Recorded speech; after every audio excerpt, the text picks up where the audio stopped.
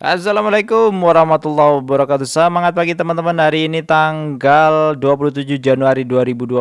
Minta maaf hari ini uploadnya agak malam karena ada acara tadi dan ya sampai rumah ternyata seru juga ngelihat chart dan ngelihat update kondisi terbaru.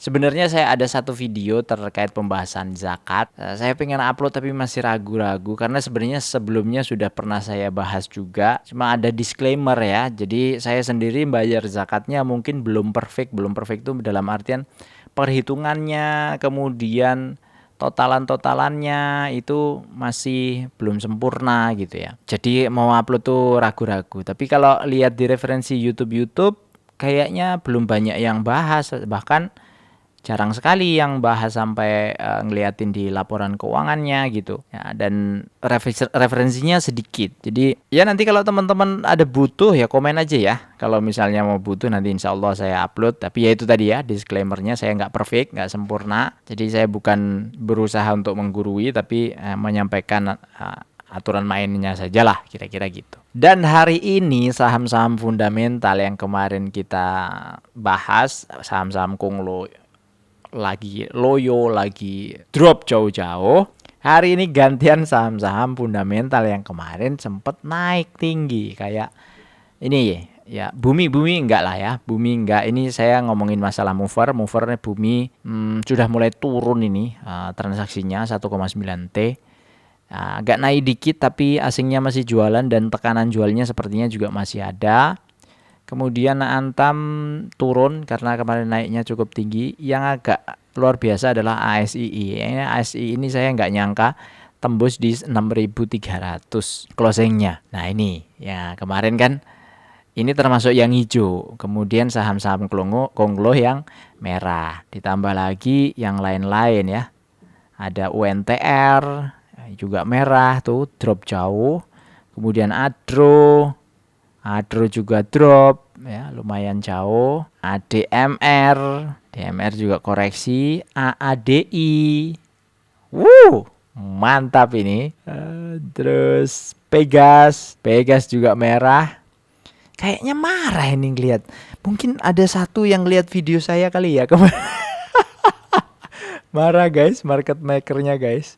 Enggak lah, kita videonya yang nonton cuma dikit, ngapain GR kan, nggak mungkin lah. Dan nggak tahu ini kenapanya nggak ya bisa dihubung-hubungkan dan seterusnya dengan Pak Prabowo keponakannya jadi gubernur BI ya, udah resmi kan ya. Nah ini mungkin respon market mungkin saja begitu, karena nggak independen lagi bisa jadi ya. Nah, dan apa aja listnya? Ini dia listnya. Wah tuh mantap membara. Adi, Adro, CTBN, Pegas, Auto, Antam, UNTR, SII, Elsa, SGR, UNVR. Mantap ya. Medco, KLBF, NCKL, Soho, MLPT, Indi, dan seterusnya ke bawah. Ini yang atas-atas ini saham yang fundamentalnya lumayan bagus. Kemudian kalau dibandingkan saham-saham Konglo gimana? Nah ini saham Konglo yang kemarin banyak merah, sekarang yang Konglo merahnya ada di ADI, Adro. Kemudian yang gede-gede ada BNBR, ini bukan fundamental tapi ini Konglo. Terus MDKA, KPIG, MSIN, IATA, RAM. Udah, itu aja yang gede-gede. Nah, yang naik tinggi VKTR. VKTR lagi kocok-kocok beneran ini ya. Kemarin sempat turun tinggal berapa persen. Kemudian sekarang naik 12,7.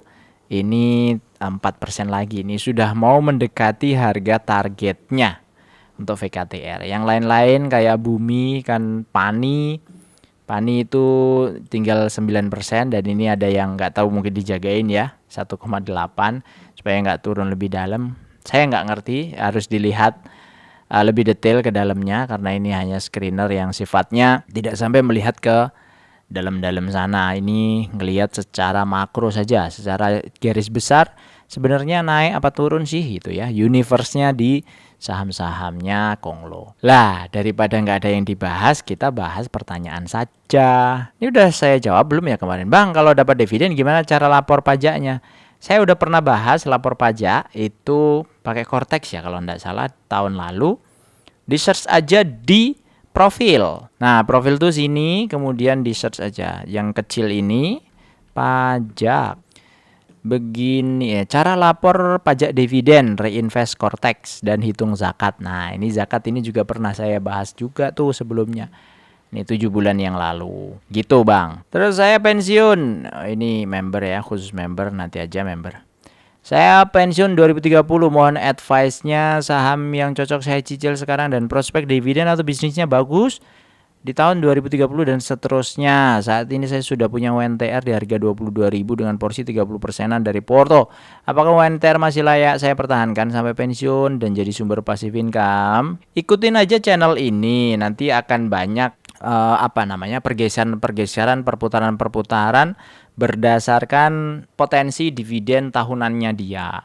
Dan sebenarnya kalau mau dividen saja, kalau kayak WNTR kan cyclical ya. Cyclical itu perusahaan yang sangat tergantung oleh harga acuan batu bara. Jadi sebagus-bagusnya perusahaan, kalau tergantung dari faktor luar yang nggak bisa dikendalikan oleh perusahaan itu sendiri, itu agak susah menjaganya, Bapak. Jadi sebaiknya kalau mau dipegang kemudian long term, itu perusahaannya kuat, kemudian faktor luarnya itu sedikit. Kemarin saya sempat spill, ada salah satu saham, ini bukan rekomendasi, tentu ini ada disclaimer ya, disclaimernya di sini tolong dibaca, pause dulu dibaca.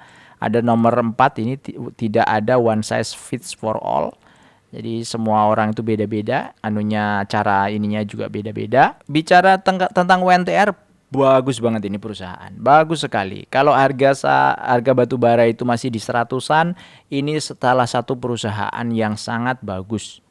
Bahkan dia punya tambang emas. Walaupun sekarang Agincourt lagi di suspend, menurut saya nggak bakalan lama itu suspendnya. Nggak sampai bertahun-tahun atau nggak sampai setahun malah mungkin. Karena dia termasuk tambang terbesar juga di Indonesia untuk emas.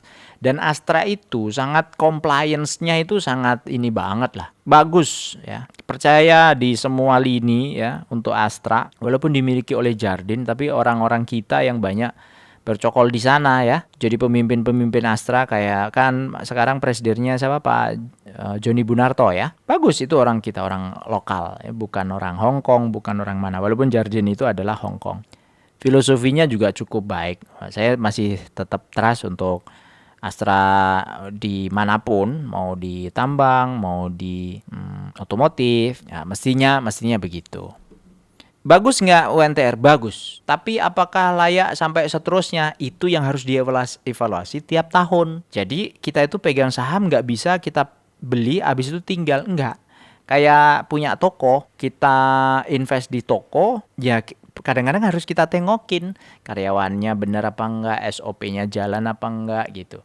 Nah, saham juga gitu ya, dibeli, kemudian kita tengokin performanya bagus apa enggak. Kalau enggak bagus performanya terus kita beli terus kan sayang uangnya, sayang perputaran uangnya yang harusnya bagus ya, lebih bagus akhirnya turun. Misalnya suatu saat batu bara sudah tidak dipakai sama sekali, misalnya sebagus-bagusnya perusahaan kalau dia tambang batu bara nggak dipakai sama sekali, ya pasti akan turun karena revenue ya, cashnya timbul dari sana. Gitu Pak Asep Igun ya. Bang, saham gorengan dong bang. Cara masuknya gimana? Masuknya gimana? Keluarnya gimana? Kasih trik dong, nunggu dividen kelamaan. Abang, izin. Ya, saya nggak masuk di sini, nggak bisa ngasih tips di sini. Kan kita nggak bisa semua tahu gitu. Manusia biasa kita ini bang, nggak bisa semuanya paham. Yang jago kayak gini, ya bukan saham gorengan, maksudnya scalping, trading cepat. Kok Hengki? Itu jenius itu orang itu. Hengki Adinata itu salah satu orang jenius. Jenius di apa? Mentality, juga kognitifnya ya.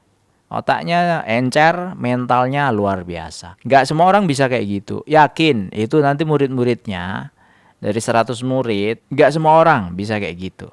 Kenapa? Karena market itu luar biasa kacau balonya kalau kita. Saya pernah suatu saat di dalam ngikut gitu ya, ngikut di market. Kenapa saya salut sama orang-orang yang nge-trade harian, kemudian ngeliatin Broksum, ngeliatin bid over, rasa di dalamnya itu seperti apa dan seterusnya. Itu saya salut sih. Ya mungkin dipelajari itu bisa. Tapi untuk expert dengan kondisi yang seperti itu, ada orang yang butuh waktunya sekian tahun, ada orang yang bertahun-tahun, ada mungkin yang hitungannya bulan gitu.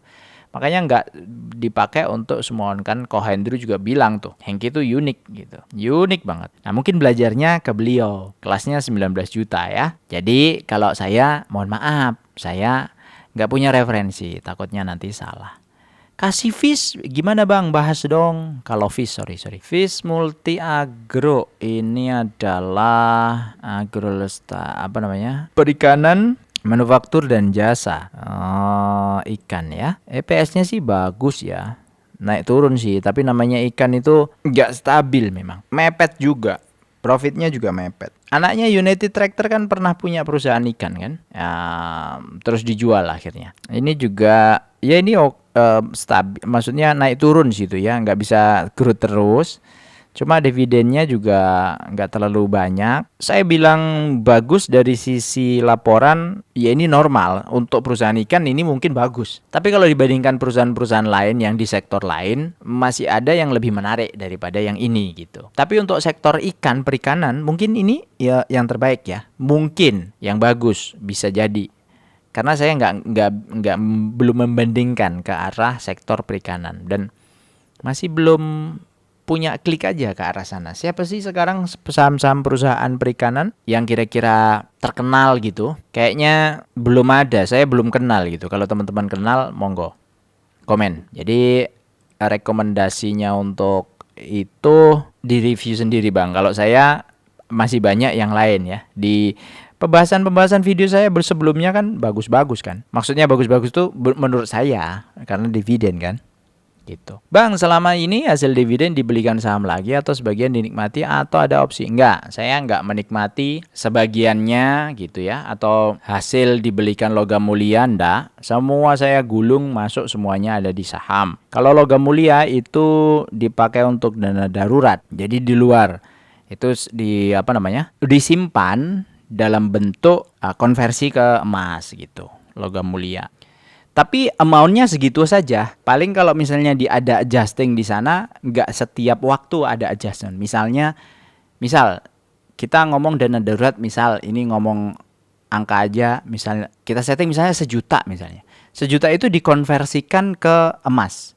Ya sudah, misalnya emasnya 1 gram misalnya. Zaman dulu emas itu 1 gram itu 1 juta. Nah, yang kita simpen itu, yang darurat tadi itu adalah 1 gram gitu.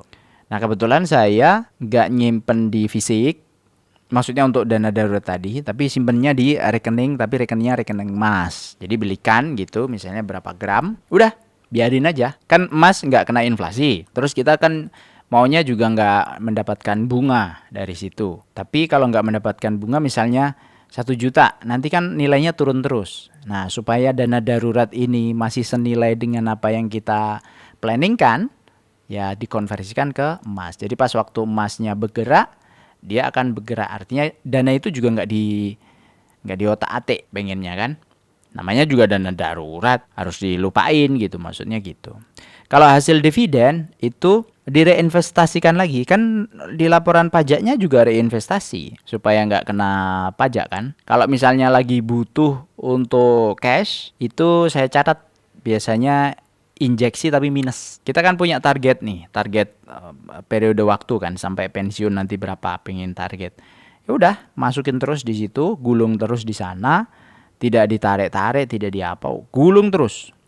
Nah, karena catatannya itu ada target, jadi selalu tidak pernah 100%. Kenapa? Karena target awalnya udah 100%, nanti dinaikin lagi ke target kedua, ke target ketiga, target keempat gitu. Misalnya sekarang udah 80% nih dari target. Targetnya misalnya 1 juta, udah dapat 800.000 misalnya. Nanti ketika ketemu di 1 juta, naikin lagi targetnya 1,5 juta atau 2 juta.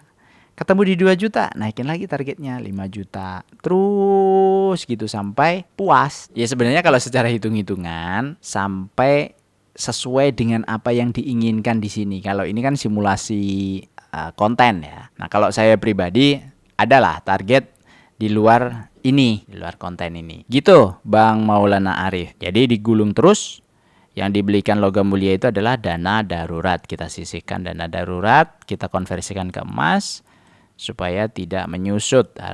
Tanya bang, bukannya LPPF bisnisnya menyusut Sunset? Iya benar. LPPF itu menyusut, setiap tahun gerainya ada yang berkurang atau tutup dan salesnya juga berkurang terus. Memang betul seperti itu.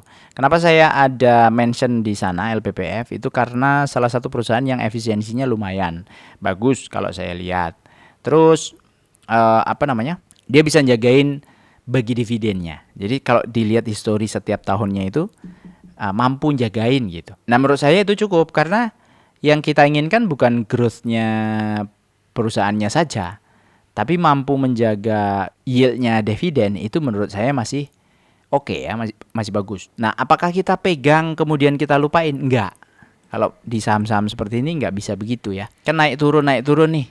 Ya, kondisi naik turun ini juga mesti kita bisa prediksi atau manfaatkan. Walaupun kita di saham dividen, tidak berarti kita beli tinggal habis itu nggak diapa-apain gitu. Nggak begitu konsepnya. Kita evaluasi juga technical masalahnya. Jadi style saya begitu. Kalau Anda punya yang lain, style yang lain dan tidak cocok dengan LPPF, maka ini nggak bisa dipakai. Misalnya beli tinggal ambil dividennya selama 10 tahun misalnya. Bisa jadi nggak cocok di sini, bisa jadi. Makanya stylenya harus masing-masing punya style sendiri di sini ya. Tidak ada one size fits all, satu ukuran untuk semua orang. Tentukan cara investasi Anda sendiri. Kita mungkin punya cara berbeda, namun bisa jadi memiliki tujuan yang sama. Jadi yang penting goalnya sama, pengennya mendapatkan passive income yang bisa membiayai kebutuhan hidup dan gaya hidup kita nanti saat kita sudah pensiun. Terima kasih, semoga bermanfaat. Mohon maaf sekali lagi untuk hari ini malam uploadnya. Sampai jumpa lagi di video berikutnya. Assalamualaikum warahmatullahi wabarakatuh.